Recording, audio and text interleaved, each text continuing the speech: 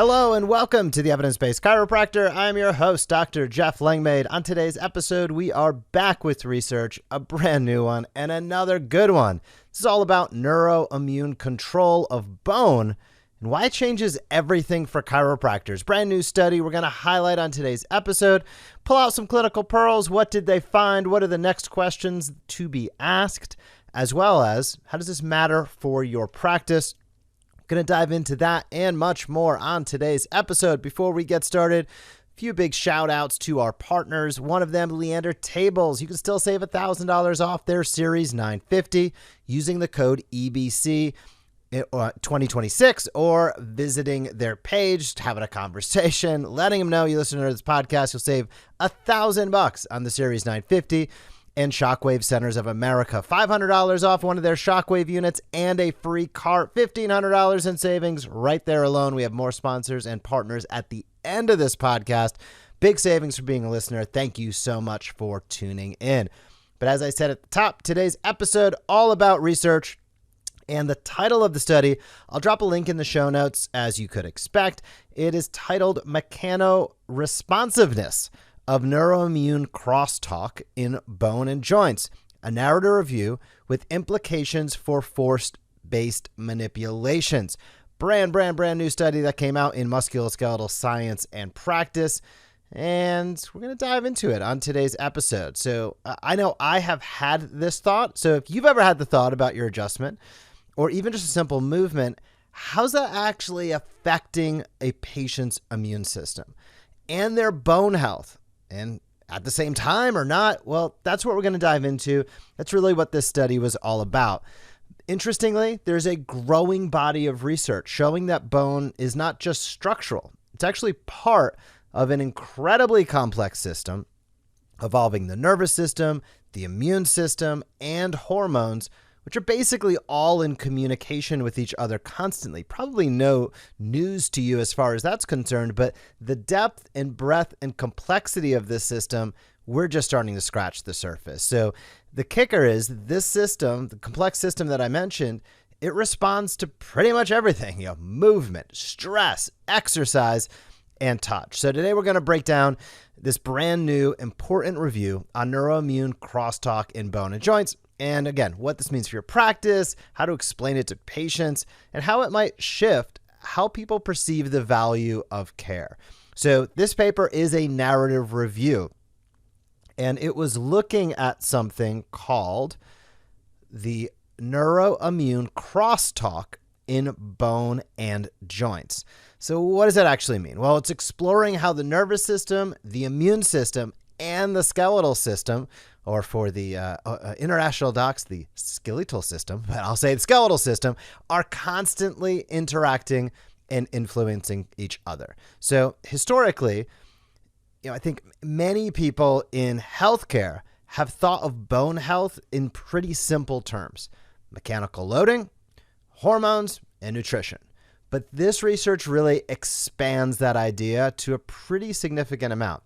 It shows that bone is actually part of that dynamic communication network involving brain signaling, inflammatory responses, neurotransmitters, and hormones.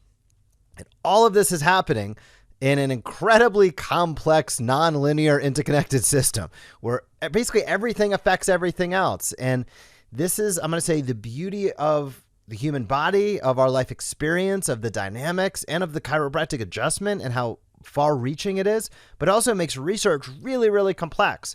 So instead of thinking that bone responds to force, just direct mechanical loading, we should be thinking of bone responds to a full body communication network. So if we pull out some of the most important key findings, bone is deeply connected to the nervous system. Bone tissue is richly innervated with sensory and sympathetic nerves, and these nerves release neurotransmitters that directly affect a variety of things. Bone formation, one of them. Bone breakdown, another one. The healing process, a third one. So really, really important. And the immune system plays, probably no surprise to you, a massive role in overall bone health. So pro-inflammatory cytokines like IL-1, TNF-alpha, IL-6, we talk about these week in and week out on this podcast, but they can actually increase bone breakdown, so osteoclast activity. Now, anti-inflammatory cytokines, probably already know what this one's going to be, IL-10, they can promote bone formation and repair.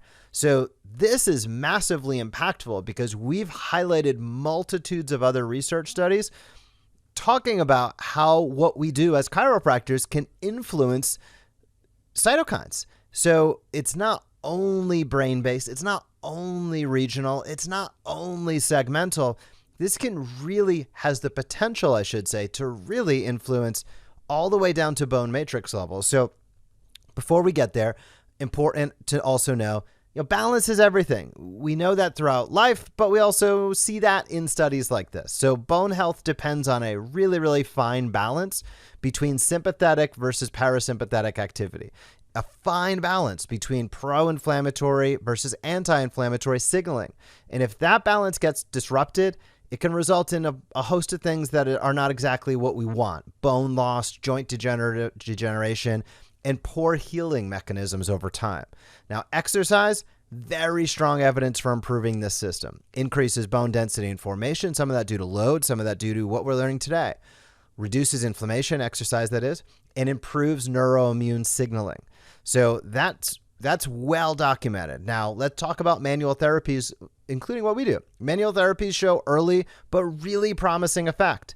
Some studies show increases in osteocalcin in bone formation markers, but the evidence is still pretty limited for what we'll say is direct bone changes. But there are measurable effects on neuroimmune markers. So if we unpack what's happening under the surface, nerves directly influence bone. Sensory nerves release things like calcitonin gene-related peptide, CGRP. What does that do? A couple of really nice things. It promotes bone formation. It inhibits bone breakdown. There's also substance P, plays a role in healing and inflammation, help regulating bone repair. So when mechanical loading happens, those nerves tend to become activated, they release signaling molecules, and bone remodeling is triggered. These are all really important things. And you probably saw the P word there, right? Peptide in terms of that CGRP. I know there's a lot of topics around that. We won't dive into the peptide world today, but I thought I'd just point it out. We also can talk about that sympathetic versus parasympathetic balance. And this is where things get clinically relevant. Sympathetic, stress response, right? Increases bone breakdown. Parasympathetic, recovery mode, promotes bone formation. Kind of oversimplifying, but that's the gist of it. So if your patient is stressed, inflamed, poor sleep patterns, high cortisol, aka 90% of what's walking through your door every day, their body is literally shifting towards bone loss. I can guarantee you almost nobody knows that. It's like, well, I have osteopenia, I have osteoporosis. I need to, and I'm not saying, I'm not talking about treatment right now, but what I am saying is many people who have that, it's like, okay, well, I need to work out and take calcium. It's like, well, are you stressed? Have you been stressed for 50 years? Have you been inflamed, poor sleep habits, and high cortisol for 50 years? It might not just be that your body has not enough calcium and you are not exercising enough. No, having enough calcium and exercising enough are really good ideas, but there could be some really other, what I would say, critically important aspects of this that are chronically overlooked pretty much every single place. This episode is brought to you by Patient Pilot. Your patient list is your practice's greatest asset, but only if you're staying top of mind. Patient Pilot automates that connection, sending weekly, personalized emails designed to reactivate the patients who already know, like, and trust you. When they're ready to schedule or refer, you're notified instantly, making follow-up seamless. Stop letting patients slip through the cracks and start turning your database into active visits. See exactly how it works and schedule your demo at thesmartchiropractor.com. Now, back to the show. We can also highlight, inflammation. It basically equals bone breakdown. Chronic inflammation drives osteoclast activity. We know that. It drives cartilage damage. It drives things like joint degenerative changes. So rheumatoid arthritis, osteoarthritis, walk through your door again each and every day. These conditions are driven by persistent inflammatory signaling, And it doesn't just stop at the inflammatory component. It can really get down to the bone density, the bone strength, so to speak, of each individual. And stress, it matters more than you think. We know stress matters with chronic disease, but I've never heard stress really talked about personally in terms of bone, right? In terms of mechanical responsiveness of bone. So chronic stress actually activates the HPA axis. It can increase cortisol levels. It can suppress bone formation, and it actually increases the fracture risk. So this is a really, really big deal. Stress isn't just this mental thing. It actually affects us structurally. And for us, this is where everything comes together, because as chiropractors, what do we do every day? We influence movement, we influence nervous system function, mechanical load, stress levels, and recovery. And all of those, literally every single one of those, feed directly into this neuroimmune system. So it's really not just about affecting joints. It's what you're doing is influencing and affecting inflammation, hormone balance, neural signaling, healing capacity, all of these things.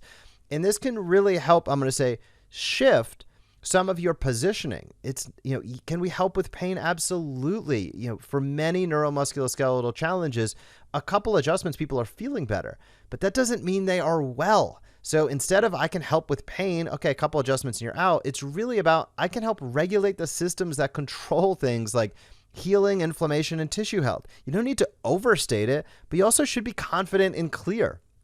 And that's really important because people have no clue that their bones and joints aren't just structural. They're actually controlled and influenced by the nervous and immune system. So if they're coming in and you're making influence on that within your practice, you're helping them in that way. And when many people, again, no clue that when their body's under stress and inflammation, especially chronic, it actually shifts towards breakdown instead of healing. So everything you're doing in your practice, whatever modalities they might be, whatever treatment protocols you're doing, the goal is to move the body back towards a healing state, getting rid of pain. Pain is the last thing to come and the first thing to go. We all know that, but are you describing that efficiently and effectively to everybody that comes in your front door? And also that movement and the care that you provide, it's not just about feeling better. It's about helping the body rebuild and stay strong over time. And chances are that's not going to happen in one or two adjustments. Has there been habit change? Have they actually built, muscle? Have they shifted habits? All of these things are really, really important. Again, highlighting aspects of this during a report of findings, in reactivation campaigns, talking about it when you're integrating exercise and prescribing movement for bone health, immune support, nervous system regulation, not just getting stronger, not just rehab. Really important conversation, as well as stress conversations. This ties into everything. I mean, sleep, stress, recovery. These are neuromusculoskeletal drivers. So while they're, everybody out there, many chiropractors, pain structure, you have the opportunity to talk about systems and adaptation and long-term health, because bone health is not just structure. It's not just load and force. It's actual communication between the brain, the immune system, hormones, and the musculoskeletal system. And all of that is influenced by things like movement, stress, inflammation, and even touch, what you do in your practice. So I'm a big fan of research just like this because, again, it continues to highlight the breadth and depth of what we do. And it highlights that this is really about the holistic experience that patient is having. And this paper highlights the breadth and depth of what we do, the breadth and depth of the nervous system and its influence, and that ultimately being able to have accurate, clear communications is a really, really good way to help build a practice, to help build a community of people who understand what's going on at a higher level. And ultimately, as a result of that, your business grows. And your business grows not by, quote unquote, taking advantage of people or keeping people in your practice too long. It grows by helping people understand the truth, which is that every process takes time. The fact that they're in your practice and they might be 35, 45, 55, 65 years old, and if they've never been to a chiropractor before, they have that many decades of stress, of habits, of past injuries. And yes, you can help get them feeling better quickly, but chances are they're actually there for more than that. And it's not just about feeling better quickly. It's about ensuring that they have the best opportunity to feel their best for the longest amount of time. And for every person, that will be a little bit different, but that's a conversation that is often overlooked. Now, as we wrap up today's episode, big shout out to the NovoPulse OA Recovery Program. Osteoarthritis right there. Do you have a program for your practice? If not, NovoPulse is a fantastic one to implement. Hardware, software, make it super easy. A lot of people walking in with that already.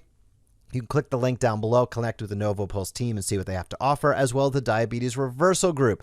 Massive, massive opportunity here. I'm going to drop a link down below. You can watch their video, connect with their team, and learn more.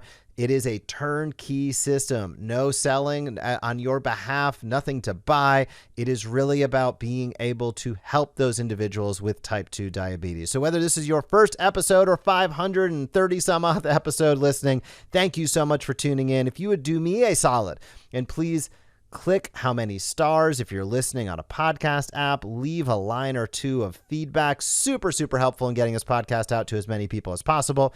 Thank you so much for being a chiropractor. Have a fantastic week in practice, and I will talk to you soon. Thank you for joining us on this episode of the Evidence Based Chiropractor. If you want to grow your practice, come back for next week's episode. If you want to grow faster, visit the evidencebasedchiropractor.com and join our MD Marketing membership today.